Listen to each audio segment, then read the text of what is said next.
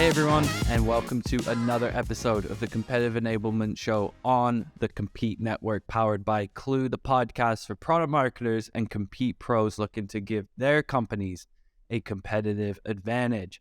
I'm your host, Adam McQueen, and today's episode was our live version of the podcast. My favorite episode of the month, honestly, my favorite hour of the month.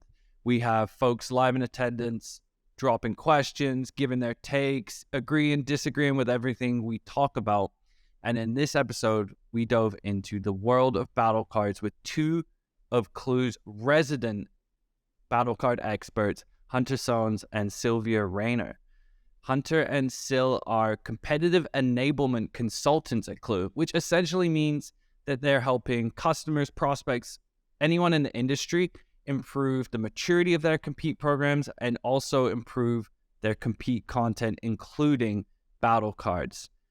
They had a ton to share. They've seen hundreds, thousands even of battle cards, the good, the bad, the ugly. They shared these stories, what they've seen folks do to fix their battle cards, where they start from scratch, some of the teams you should be bringing in to build the best compete content possible.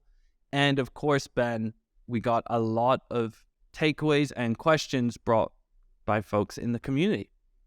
A big shout out to those who came on camera to ask their questions. You are the reason why these events are so much fun and so engaging.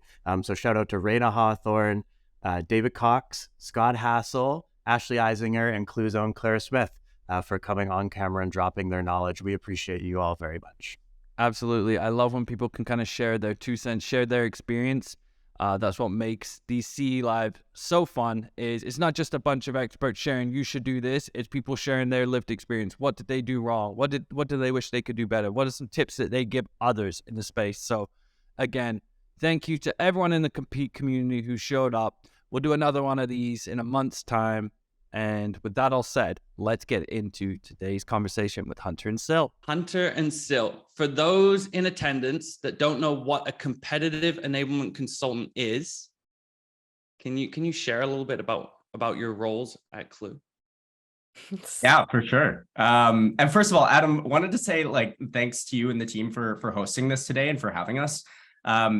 We do a lot of work with, prospects and with our customers and talking about compete all the time. So it's really, really exciting that we get to talk about battle cards today. In terms of what does a competitive enablement consultant actually do? So it kind of goes back to what I was mentioning around working with our prospects, working with our customers to help them understand how to leverage best practices to level up their compete program and to level up their competitive content. In a nutshell, it's as simple as that. Syl, anything to add on that one? No, I agree. We do a lot of different things. It's like part value consulting, part solutions engineering. But basically, yeah, we try to keep tabs on what our best practices, not just internally, but in the industry. And so taking all the learnings from all the conversations that we have, liaising with our content analyst team, our insights team, data operations, and everybody, so that we can all kind of stay on the cutting edge of what it means to compete really well in all markets. Yeah, it's fun.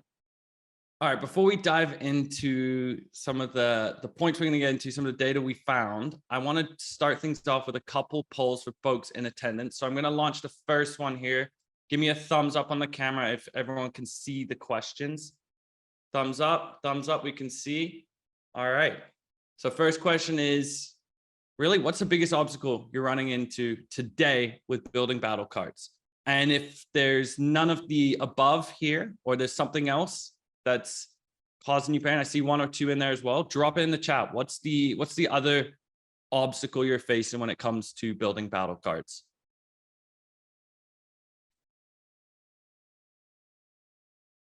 Oof, we're seeing a decent mix here. What do you think number 1 is, Hunter, off the top of the head when you see those answers?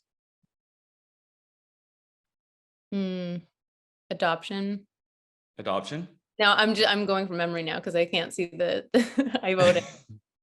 So now I can't see what the options were, but adoption comes to mind. Time. We're hearing a couple of things on time from Brooke, Rayner, and Veronica. We'll get into that. We'll get into how you can be more efficient with building your battle cards today for sure. Okay, can folks see the results here? Let me share the results. Boom. So low adoption, you guessed it, Sil. That's number one reason. Not sure what topics or cards to prioritize. And then what the heck do I actually include to make my battle card better? And then there's another part as well around time. Got one more question as well before we get into everything. Which is your favorite battle card to use? What's the one that's most popular with your teams right now? We talk about a bunch of these different types of battle cards in our course, through the battle card audits that you two both do, Hunter and Sil. So what do you predict in here, Hunter? Which is the most popular card for folks? I'm thinking it's the why we win. Why we win, why we lose? Yeah. All right. And again, I see a couple answering other. If it's not one of those, let me know what it is.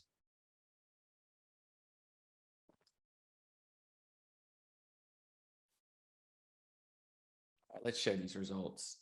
Hunter, you nailed it. You two, I think, know a thing or two about battle cards. It is why we win, and why we lose is the most popular. Okay, we're done with the polls today. Let's get into how the heck we can build better battle cards. So as we mentioned off the top, there was this article and we found some common trends and mistakes we see with battle cards. So first things first, what is the most common red flag or mistake that you two see when you conduct battle card audits today? Sil, do you want to take this one? Wall of text.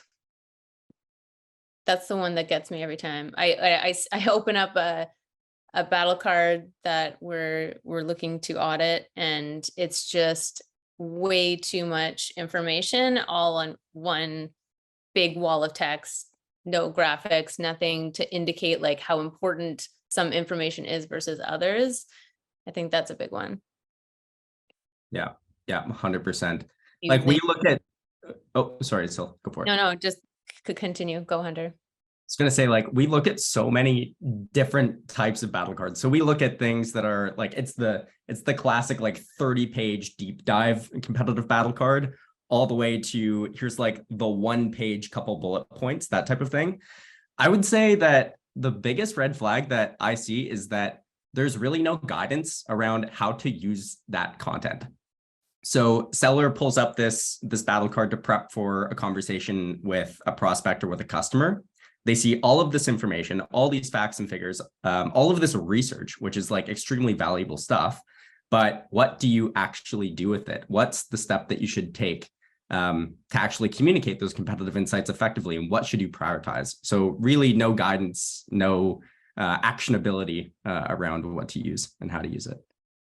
And that's, again, it aligns up with some of the audits we saw that a lot of battle cards, 95% of battle cards had background information that you need to know about a specific competitor or a relevant insight, but then it completely shrunk to 43% of these battle cards include talk tracks to use or proof points to share. I think actually it was 19% of battle cards are actually just showing any kind of proof points to validate the claim you're making, the point, the objection you're handling, anything to prove that you're not full of it when you're responding.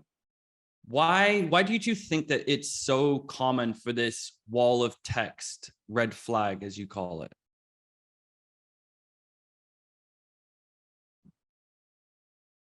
Hunter, you waiting for me to answer that? Okay. Hunter. So I think it comes from a good place. I think it happens often when there's really good research that's been done, and it like there's a tendency to not want to waste anything, right? So it's just a misunderstanding too of like what is actually relevant to a seller that's in a deal. Typically it should be the opposite. It's like all the background context, like general company information, things like that. That's something that somebody's generally going to look at when they're first getting to know a competitor. But once they're in a deal cycle and they're talking to prospects, they want to know like bullet points. I think of it as a cheat sheet or like a sticky note. You want to see like, what is it I actually have to say in the moment? And then behind that, you have proof points, customer stories, or anything that you might want to dive deeper into. Say if somebody questions like the talk track that you use, but you want to kind of hide those behind those main like important talk tracks that are right up front, so that somebody just, because they could be looking at it right when they're talking to somebody, and like you really want it to be that cheat sheet of like, what do I actually say? Yeah. Hunter, when I Syl's mentioned sort of like the main, like the TLDR, like what's the headline, and then the kind of information on how to use it. What does that look like? So typically when I think about that, it's like for each competitive insight, you sort of have like two very broad things that you would want to include. Like you have what is the actual research and what's the context? So what do you need to know? And then the next thing is like, what do I need to do with that information? You know, is it showing something in particular? Is it a talk track? Is this the right time for me to pull in my solutions engineer or something like that? But that's sort of, I think, what's missing. There's a lot of the research that's been done, but there's really no context around what to do with the research.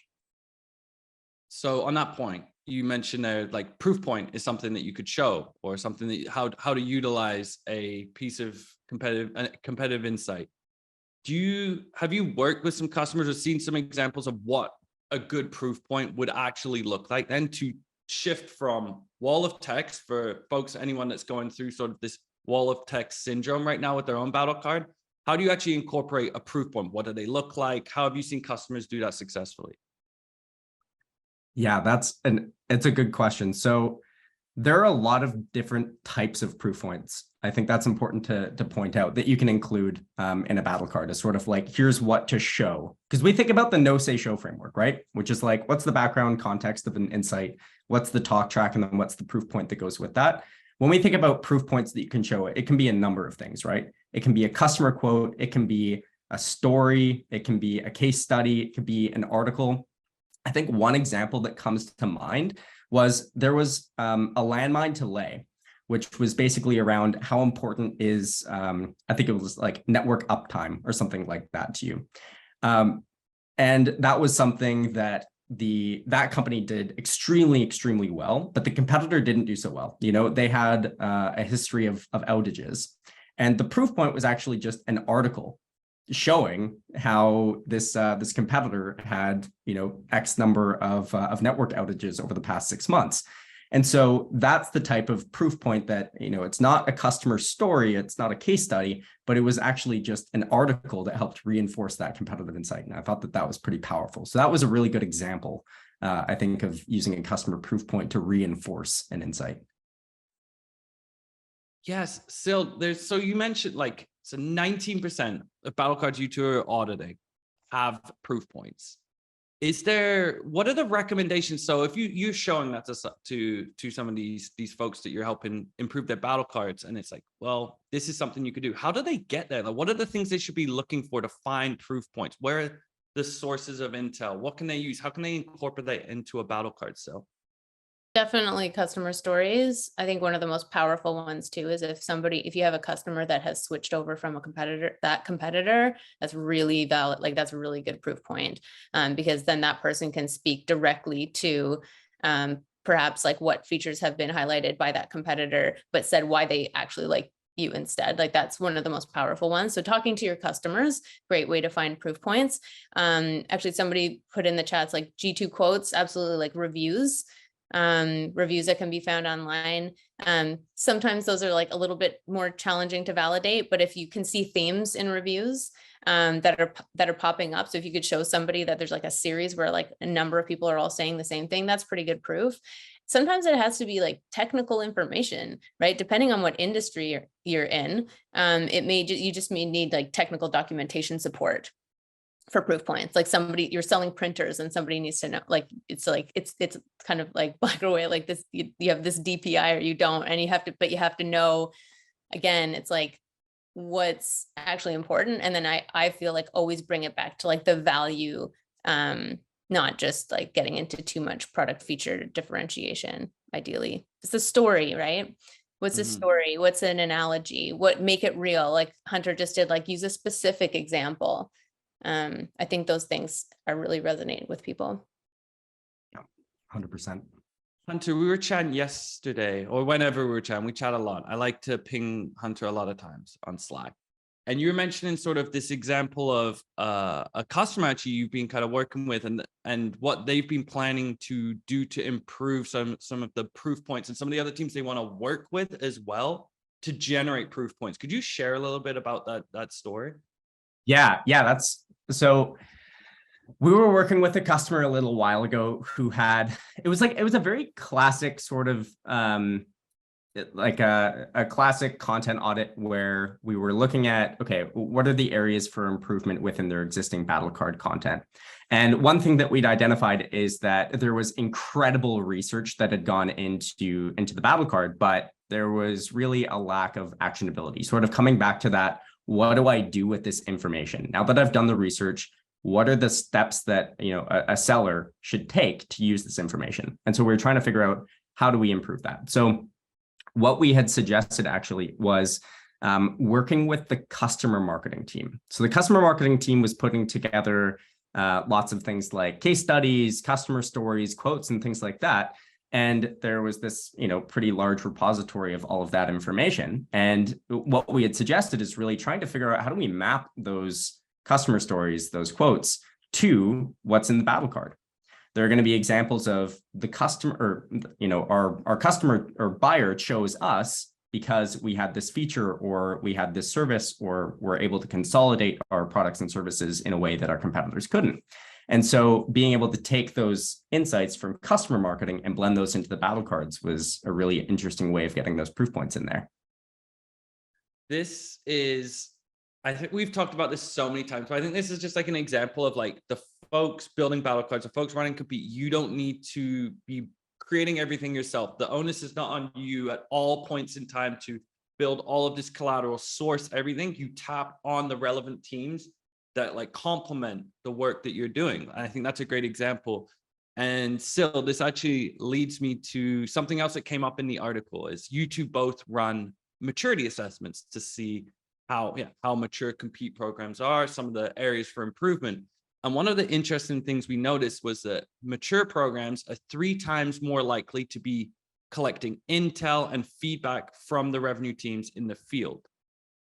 How have you seen Compete leads effectively bring in feedback that makes its way into battle card content? Yes, so important. I have this hunch that sometimes people like almost hide behind building documents so they don't have to talk to others. Like there can be real apprehension to just get in front of people. But I really think that building relationships and having consistent and continual conversations with field sellers is the only way to get the best intel for your battle cards. Not only that, it also helps with adoption. So like you need to go and solicit. One is like test early and often. So sometimes you don't want to start with nothing and just go to the field and say like, what do you want? You want to start with some kind of battle card template that you've thought through. And then you want to take it out and show it to people, maybe just a pilot group, solicit their feedback, and then incorporate that and make sure that you really listen, right? And if you disagree for some reason with what they're asking for, then you need to understand why before you dismiss it, because those are your customers. Those are the people that are using your content. So they're the most important for you to listen to. And then I think an ideal loop would be like, you almost treat it like a product release when you have something new. So there has to be a good communication plan for messaging that out, depending on your organization. That could be at a team meeting, that could be through Slack or email, that could be, an announcement at a larger meeting, like whatever it is. And then you want people to incentivize people to go out and actually try it out and test them. So like you could have a little pitch contest a week later to see who's been able to actually put those talk tracks into practice. And by getting them to do that live, you'll hear what really landed and what was really sticky versus like what they haven't been able to incorporate. And you might even hear good variations on talk tracks, for instance, that you've provided that could inform even better iterations of that asset. I want to bring up Rayner. Rayner, I think you're live with us. We were chatting yesterday because she had a question on this too, which was pretty relevant as well. Rayner. Yeah. Hi. Thanks, Adam. I've been working on battle cards. I've gotten, I'm in a new program, a new role, and I've been building them like crazy and am looking for feedback. Like, how do I get folks to really tell me the real about what they're using and if it's working or not?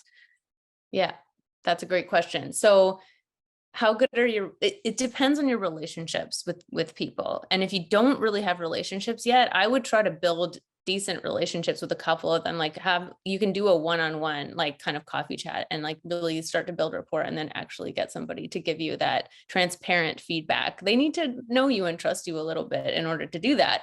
If it's a bigger team, I think kind of like a almost like a free for all like contest, like whiteboarding session could be good too, and like just get people to throw in suggestions. Just keeping in mind that you need to really show appreciation for that feedback. People need to be shouted out for providing new intel, and there always has to be that acknowledgement and gratefulness, or else like sellers don't have the time. Like, you know, they're not going out of their way looking necessarily. They are going after deals, and so you have to appreciate and respect their time so much, I think, so that thanks and shout outs go a long way as well when people do contribute. Hunter, you got anything to add to that? Yeah, I was gonna say, like, if you're gonna be running, sorry, I'll give more of like the tactical, like, you know, areas to look out for if you're struggling with adoption, or if you're trying to figure out how to improve adoption. I put out a LinkedIn post about this a little while ago, but basically there are 4 different areas that I would look at if you're trying to figure out how to improve your content adoption. So the first is going to be, and you're going to do this likely through sales interviews. So like really pulling up the battle card, like looking through this, trying to understand, why are you using it? Why are you not using it? And so if they're not using it, the 4 areas that you want to look at is first, structure. Is the content easy to navigate? And then once you have actually found a competitive insight that you are looking to use, how easy is it for the sales rep to figure out how to use that? So is it actionable? Is it easy to navigate? That's what falls under structure. The second thing that I would look at is contents. And contents are really like, what is going into the battle card, right? So is it the why we win? Is that what they need? Is it quick dismisses for more of like a high level narrative? Is it objection handling? Any number of different things, but that's what's going to fall under the contents pillar. The third is reliability. So are they not using the content because it hasn't been updated in a while, or because they can't verify for themselves that the content is relevant and up to date? So that's reliability. And then the last one is accessibility. So can they actually easily find the content itself? Is it stored in a place that is easy to find? Are they, trying to search through 50 different versions of the battle card in Google Drive or something like that?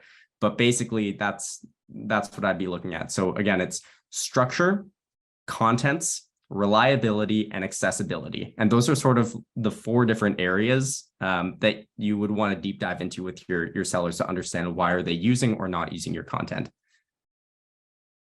Yeah, does that help? Still looks like she wants to add her 2 cents here as well, which is always appreciated. I will first, like, good confirmation that helped Rayner, but Scott Hassel, is it Hassel? I don't know how to say your last name. Yeah, Hassel, like I won't hassle you. Except you just did.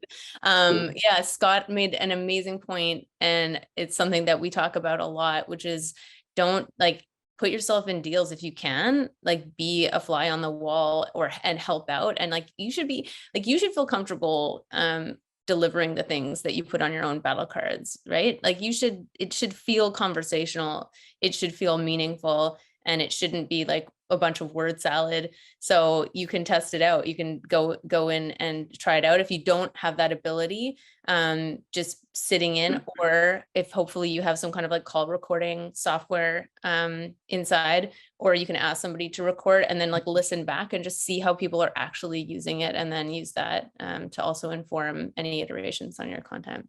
I'm gonna call Scott up in a second. Actually, that's good timing still. But Rayner, what have you been doing so far as well in terms of trying to generate feedback?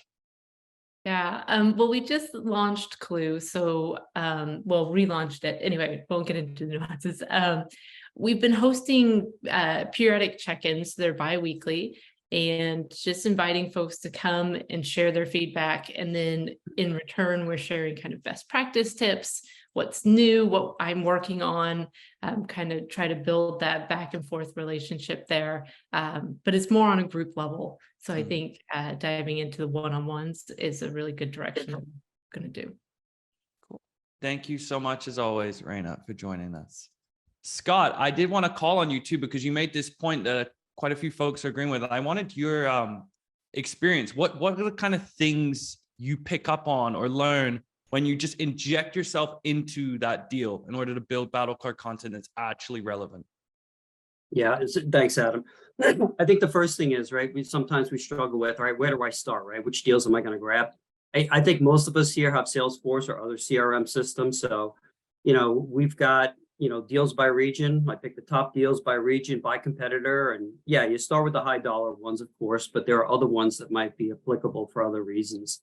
And then I drop those in a sheet. I start with like 15 against our top 5 competitors. And I schedule calls with the AEs and the SEs on every one of those opportunities. And first, like, hey guys, reasons for this call is twofold. Number one, I'm here to offer competitive help, competitive strategy. And the second thing is, I want to hear from you, what you're seeing, what you're hearing, anything new out there. And those types of calls have been highly successful. So, if you use Salesforce, great, start there, or whatever CRM system you have. Some of us sit in QBR, some of us don't. Those, of course, are ideal. But if you're not in QBRs, then I think your CRM system is the next best step for doing that. So that's awesome, Scott. Hunter, and you mentioned one thing I just want to throw in. You mentioned somebody mentioned Gong or whatever. I utilize Gong integration in Klue, and I listen probably, I don't know, a couple hours a day to Gong calls. What's great about Gong is you have to sit there and listen to a 1-hour call, right? We have filters set up. Whenever the prospect or customer mentions one of our competitors, I jump right to the tick point, and I listen to what's being said. And, somebody mentioned before about common themes recurring in G2 reviews, the same kind of thing with the Gong calls. You look for repeatable themes and you incorporate that. Are you utilizing stuff from those Gong calls in battle cards at all? Oh, yeah. Mm-hmm. Nice. Yep. I'll grab the snippets. I drop them in the Intel Digest. I'll give the Klue product team a shout out. We've been including a lot of that. So that's been pretty helpful. And if you want to talk about, driving content, I think the poll before, one of the biggest challenges was adoption. I answer every question with a link to the battle card. If somebody's asking about competitor X, I answer it with the link. It's like the first thing I'll drop there, and that helps drive your adoption as well, I think. I love that. Thank you so much, Scott. It kind of speaks to this point around you want to be scalable with what you're producing, right, Hunter and Syl? You want to be scalable with the content you're producing that folks, like Scott mentioned, that you have good enough battle card content that people can self-serve. But in order to get there, you need to inject yourself into deals. You need to be in the field. You need to be seen as a peer amongst some of these revenue teams as well, so that you can build content that will then be self-served at scale, right? Yep. Yeah. And the other big one, and like Scott, I'm curious if you agree, is that whole jealousy marketing piece. Like, if you can show that people who are using your content are actually tipping deals more, as soon as that happens, people tend to want to be on your team with you, right? Like, they want to help out and they want to be the person that gets the intel first, because they know it's actually going to help them in their role. Like, we always have to bring it back to that. Like, what's important to the seller? They want to sound smart. They want to make sure they have all the up-to-date intel. They definitely also, like, the main thing is they want to be winning deals. So if people know that, yeah, your content is helping people win more deals, a lot easier to get those feedback loops up and running. Yeah, and I think you do that by staying in front of them, right? So those reach outs, like, hey, I see you're up against competitor X here. Let me give you the top 5 bullets, right? And how many of us are thinking, oh my God, when a rep goes, oh, I need this piece of help, you're like, oh, it's in the battle card, but guys, we all know they're busy, right? They're not necessarily looking at the battle card. But if you raise that point on those calls, and I'll show them, I won't just tell them the point. I'll pull up the battle card and go, here, oh, there's this. Oh, by the way, here's 2 or 3 other things that might be important to you. So it's a quick enablement session too. Yeah. And it's applicable in that situation. It's the most applicable as possible in that spot, right? They can see what it's doing for them in that very moment. Yeah. Around the topic of deal support too, I'm curious to get Clara Smith's take. All right, where you do it. really built an incredible deal support function with competitive intelligence and competitive enablement at Slack. Would love to get your take on how to do that effectively. Yeah, quick shout out really quick. Sorry to interrupt, but Clara's Feeding the Lions sessions was probably one of the best sessions I saw for getting engaged and stuff. So thank you for that, Clara. Wow, Absolutely, that's a Scott. throwback too. That must have been memorable. Yeah, That I've watched it a couple of times in the past 12 months. So Clara Amazing. is I a had rock no clue, star. Scott. Thank you Yeah, so no, much for really your good. advocacy and support there. Hi, everybody. So nice to meet you. Thank you for your time today. I know it's so tempting to, multitask during these Zoom calls, but I know that if you give it a couple minutes, you'll get just such huge value out of it.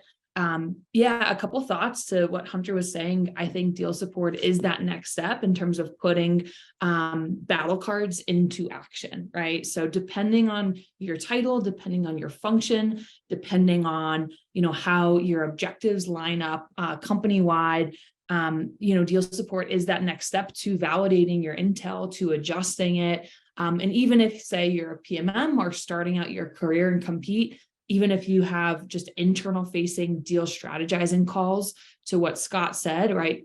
Open up the battle card, open up your top assets and walk them through that. I think that's super, super important. A couple thoughts around how you could also do this, putting this into action at scale. One, you can make a Gong playlist, right? So what Scott was saying, he listens to those Gong calls. You can absolutely put that in a short playlist and say, here's the top ways that our best sellers have handled competitive objection handling in the past quarter. Give it a listen, and you can even search it by snippet. So they're only listening to like 30 seconds per call. That's been super, super effective in terms of advocating for people, putting them on that stage, and then allowing them to look like heroes, right, within the sales team or the sales engineering team. I love that idea of demoing battle cards. That's how you can nail it and scale it. And you could also set expectations with the business like, hey, this is V1, right? I don't know if it's perfect or not, but we are hoping to finalize this by this date. Please give us input, keep us honest. We're only as good as the feedback that you're going to give us.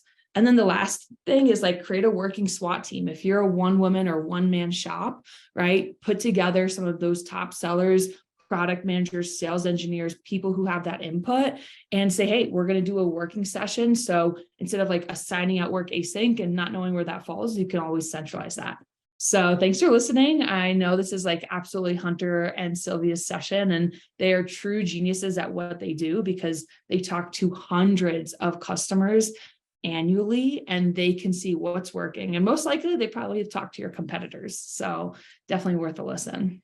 I want all three of your take here is, again, like you're saying, tap on with that SWAT team, right? Again, it's the burden is not on you to produce all of these competitive insights out of thin air. It's like tap on your team effectively. That's what the best people in Compete do.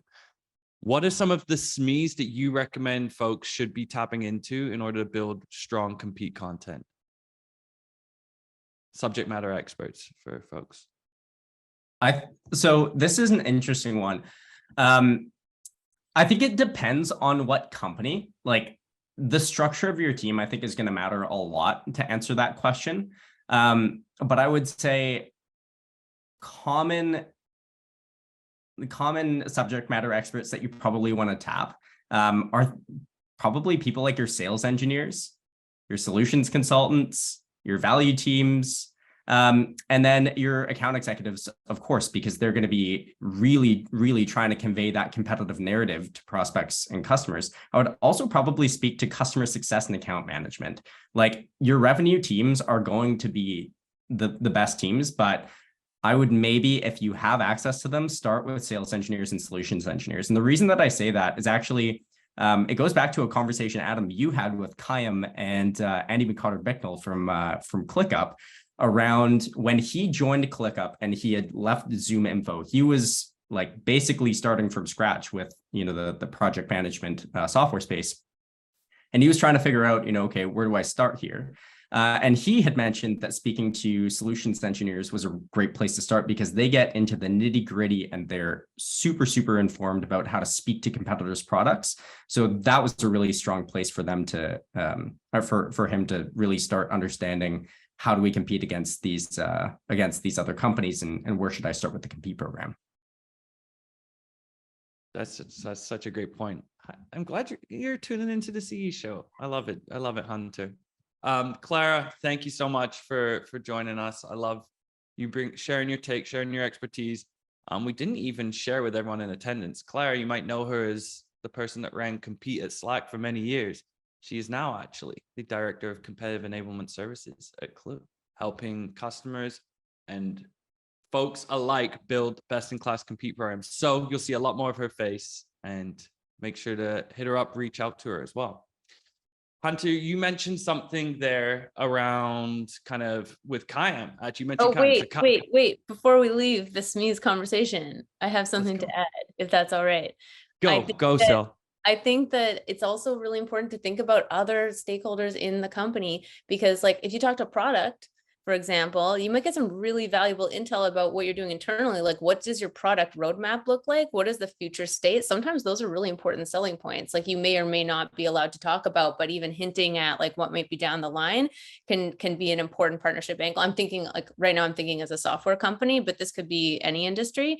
Other people that I would want to talk to, if I can get their time, are executives, because they're going to have the big picture market landscape kind of view. And that can also be, it can just give a different kind of sense, like almost like a breath of fresh air from like oftentimes we can start to get into like the nitty gritty details a lot, but like understanding like the vision, and where you sit in the market and like what's exciting, what could be coming in the future, or insights that they've learned from people at that exec level from other companies in your space, for example. Like it's just different kinds of intel that allow you to inform your sellers so that they can speak also to those types of people, because they're not necessarily like, they could be talking to product people, they could be talking to execs, they want to know the language, they want to be able to speak in their terms. So I think you can get that valuable intel from all of those people. That's such a great point. I didn't even think about how you could utilize your own execs to help zoom out. I think there is that proclivity, especially when it's sellers and deals, are going to go it's going to go more and more into the details. Whereas, as we know, some of the best battle cards don't get focused in on that nitty gritty. It can get down to there, but you need to start with that sort of high talk track, positioning statement, whatever you name it there. And talking to the execs that have that sort of broader vision can help you do so. I want to get onto the topic of building battle card content that doesn't just help with onboarding reps. I think we commonly see, battle cards are helpful for people that new sellers to the space to ramp up on some of their competitors. But what have you two seen, or how have you seen kind of battle cards evolve within Klue to provide value to a seasoned rep and not just a new AE? Hunter, all you. That is such a good question. And it's one that's actually really top of mind for me as well.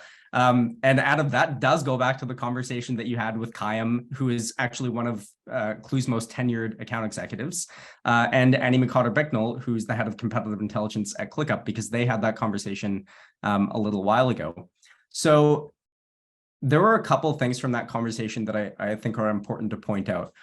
One is that the difference between enabling a new rep or an onboarding rep is very different from enabling someone who's more tenured. They have different needs, and a more tenured rep is, of course, going to probably feel a lot more confident going up against competitors. So what they actually need in battle cards and in competitive enablement in general, because it goes beyond battle cards, it's going to be different stuff. So I'll start with, what does a new rep typically need? They need to get familiar with the competitor, and they need very high-level talking points around how to navigate competitive situations, especially early in deal cycles, because that every single one of their deals is going to be early in the deal cycle when they're starting. When you start to speak about more tenured reps, typically what they're looking for, from what I've seen, is they're not going to be going into the battle card and like reviewing it before every single call. They're probably going to feel very familiar with the contents of that battle card. But one thing that I've heard from more tenured reps that they're looking for is they want to know what's changed in the battle card and what's been updated. And typically this is not going to be those like high level points because they're already familiar with that. They're not even necessarily looking for like feature level things because they know not to go super deep into that stuff in a lot of cases. But what they're looking for are, what are the new customer stories that I can reference? What are the changes in the proof points and maybe even better talk tracks that I can be leveraging to communicate these competitive insights more effectively? That's going to be one of the first ones. So they want to know what's changed in the battle card. The second is they actually pay attention a lot to the competitive newsletter. So if you're sending out a competitive newsletter, either weekly or bi-weekly, at Klue, we do ours on Thursdays, and Brandon does an incredible job at putting those together.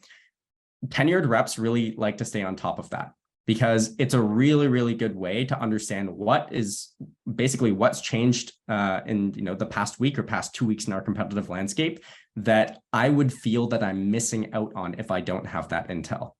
They don't want to be, the person who doesn't know what's going on. They want to be perceived as the expert because they've been there the longest. So the newsletter is going to be a really incredible way to get them up to speed.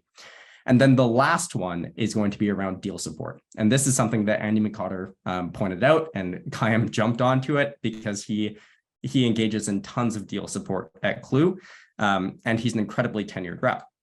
So what does deal support look like for Kayam? He typically pulls in Brandon, our competitive enablement manager, to deals to do competitive differentiation sessions and deep dive sessions. Because when you can have a subject matter expert on the call to speak to these competitive differences, that can be a massive value add for the prospect or the customer.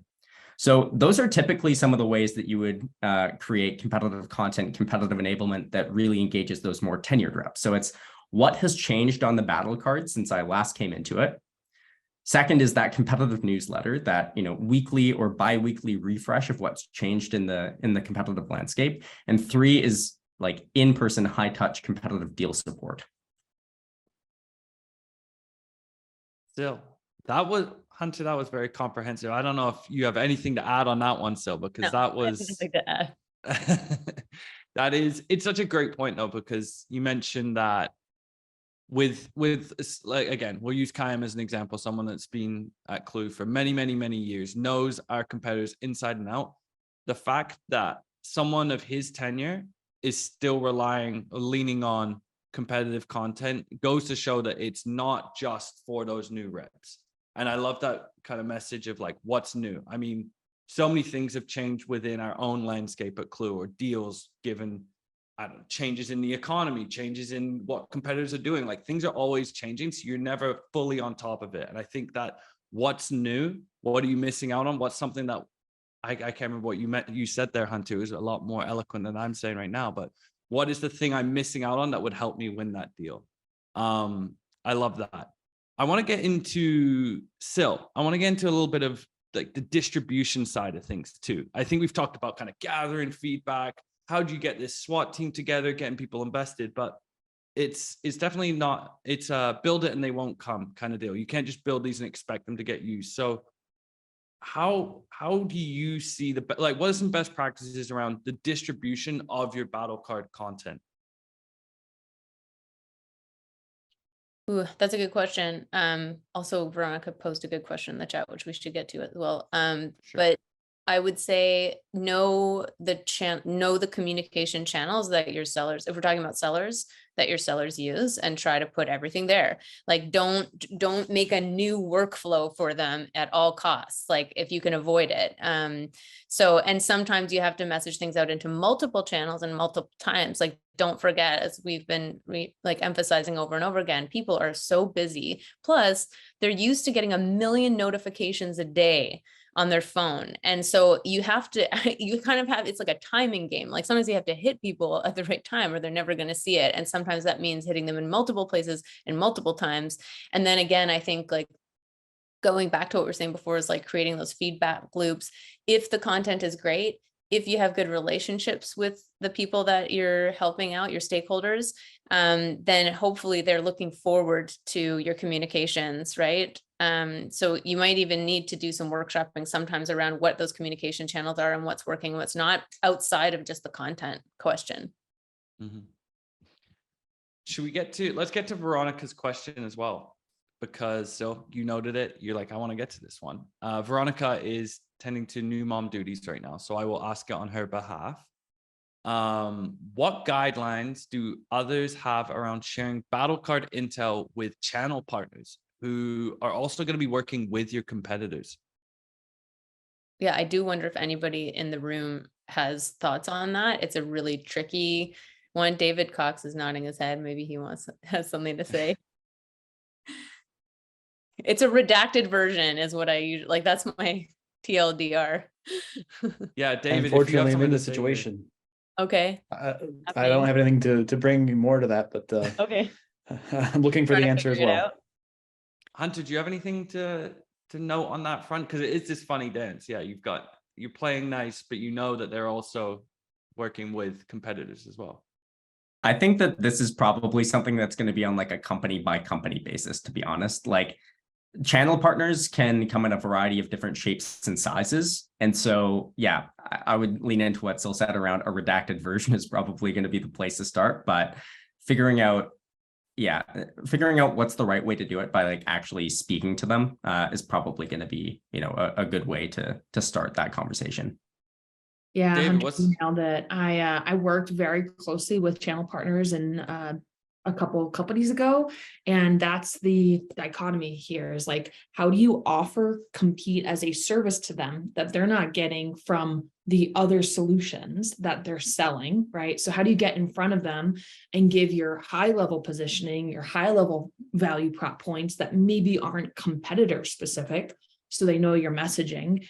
And then the second piece, just like Hunter said, is talk to them. Maybe you'll get intelligence from them. Maybe you'll understand why and when do they sell your product versus why and when do they sell your competitor's product. Maybe it's a price point. Maybe it's a segment thing. Maybe it's an industry thing.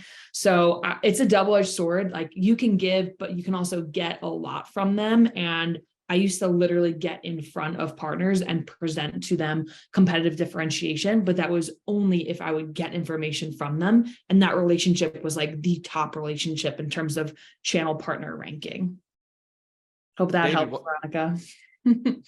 David, what's kind of your experience right now on this front?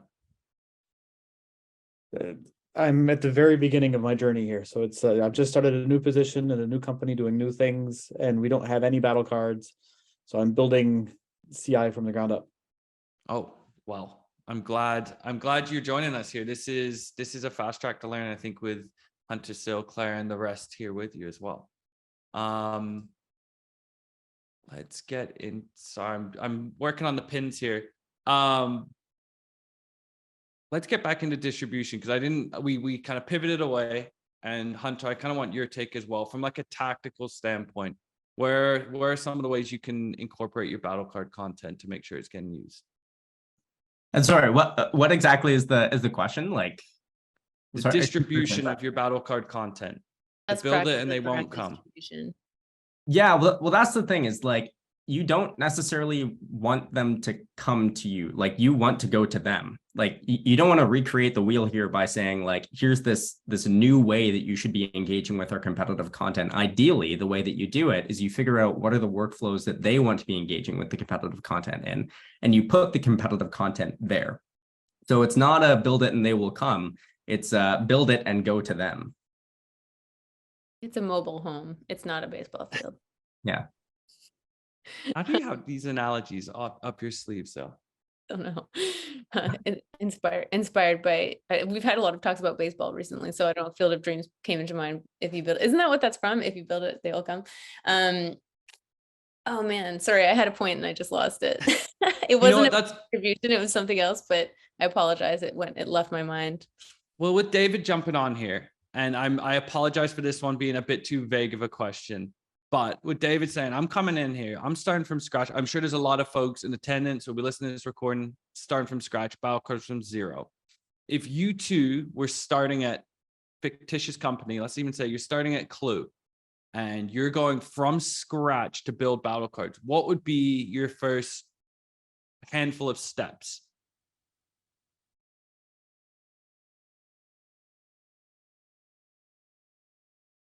I can start with that one. You unmuted first. So the very first thing I would do, I typically think about these things in like the sense of like a very early stage, like product launch. It's not like not like a big established company product launch, but like, let's say you're creating a startup and you want to figure out if your idea is good. What are you going to do? You're going to build a very simple version of your well, first of all, you're going to talk to people, and then you're going to build a simple version of your product, and you're going to launch it and iterate, early and often, right? I would take a very similar approach with building Battlecards. I would have those high-level conversations with sellers, if that's going to be my main audience, first of all, because it could be BDRs. I've seen that. It could be executives, but really speak to your audience. What are you looking for? What do you not have right now? What are the gaps when you have these conversations, these competitive conversations with prospects and customers? What do you need?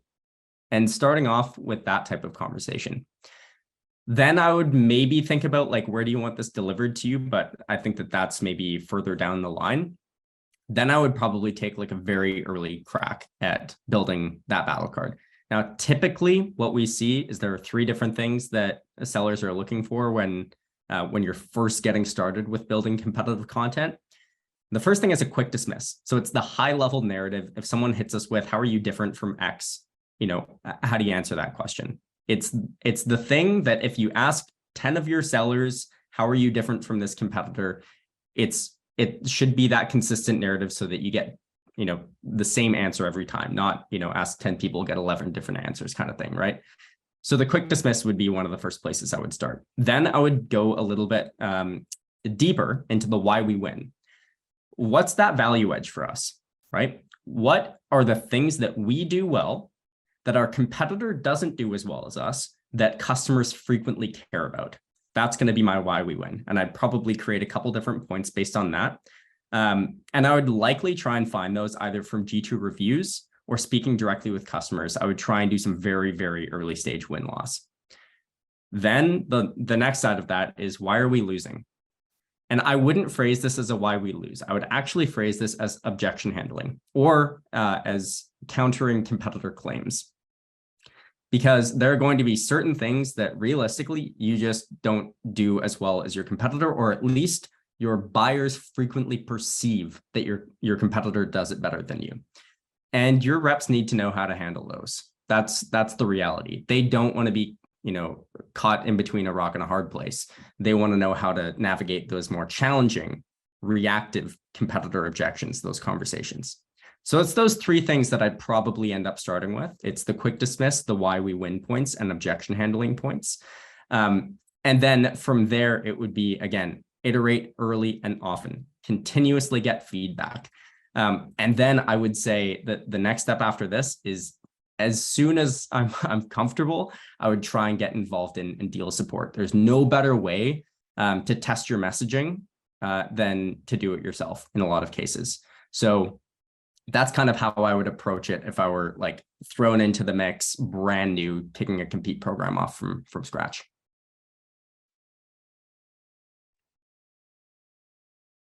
I was waiting for Adam to ask me to talk, but I can tell by your smile you're just inviting me to. So we have a sales confidence survey that you can download, which for free, and it's easy to find. Actually, I'm sure somebody's going to pop the link in the chat right now, but I think it's a great resource. I would say if you're just starting out though, sending an anonymous kind of survey out is not a great way to make friends.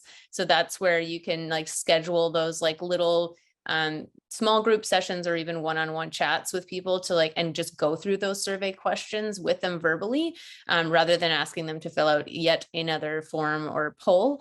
And then also like, well, I mean, I think Hunter, as usual, covered off everything really, really well, but I would say one other source of great intel is your CRM. If you're keeping track of win-loss notes, I would be looking at every won deal and every lost deal for the first 3 months if I could, and really digging into like what was actually going on there. And I wouldn't always trust the accuracy of the win-loss notes either. So I would potentially, if I can, I would listen to the calls. I would check to see if I agree. That's also going to be a really good way to determine which of your stakeholders are like reliable sources of intel for you and which ones actually are like not always getting the point, because if what they report is different from what you surmise, from what you can observe yourself, you need to be aware of that too, because you need to know whose intel is most trustworthy from your field. I want to close. I see her in the room, and I think this is relevant too because a familiar face in the Compete community is here, Ashley Eisinger, who just started a new role, a new Compete role. So I kind of want to get her take on maybe what she's doing with this exact question. What are the first couple of things? I know that you're inheriting an existing Compete program, but still, I think the question still like pertains to you as someone that's inheriting a new role, a new program. What are some of the first things you're thinking about with the battle cards? So I think that a lot of what's said is totally applicable to me too. Going through compiling information from my top SMEs. First of all, figuring out who those top SMEs are, super important. Going through win-loss nodes in CRM, all of those things. And then I think figuring out where all of the rest of your competitive information lies, because even if you're inheriting a Compete program, if there's any time that's lapsed, or if maybe your sellers also like to build their own Compete materials, which has happened before, then getting a hold of all of those materials in the same place, figuring out what like the good nuggets are, and then compiling those into battle cards or, maybe even other kinds of Compete materials is sort of like a first step for me. So it's figuring out who my key players are, compiling all the information I can from various sources, and then figuring out of all of this information, what's going to be the most useful right now. And then being able to kind of tier that out as well so that I can build a battle plan going forward as, okay, here's the foundation I have. Where are the gaps in my information, or maybe how would I level this up for my older or more experienced sellers, etc. So for me right now, it's a lot of compiling, getting to know people, figuring out where my key SMEs are, and then putting things together that will deliver that sort of quick value for them so that they can see, oh, hey, talking to Ashley is better than building my own one-off battle card that I'll share with my own team and then nobody else will ever see it. The other thing I would say too is, and I know that this isn't specific to battle cards, but putting all this information into battle cards is key. So kind of related. Get into your sellers' meetings, like join their team meetings, join any kind of like larger meetings that they have. Same thing with your product folks. I love that we're including customer success in here and account management. So important, especially now in the economic times that we live in, right? Going through and being a face that they can see and chiming in and taking notes and following up with them on their good notes means that you're showing them that you're invested, you're listening to them, and that you're going to do something with the information that they're putting out there. I cannot express to you how important it is not only to recognize good information and acknowledge it, but then to act on it, because people stop giving out information if they realize like you're not really doing anything with it, or if they don't see what you're doing with it, right? So shout outs are also a great thing here. I love the idea of a gong playlist. I'm 100% stealing that. I've put gong calls in places, but never a playlist. Love that. But yeah, that's kind of the deal that I'm, or the plan that I'm working on for my first couple of weeks. Ashley, I think that's a mic drop to end the session here. Thank you so much. Calling on you, but shoot by the hip, just off the top, drops that. So thank you so much. We're wrapping up here. I know we've gone a little bit over the top of the hour. Hunter and Syl, how can people reach you?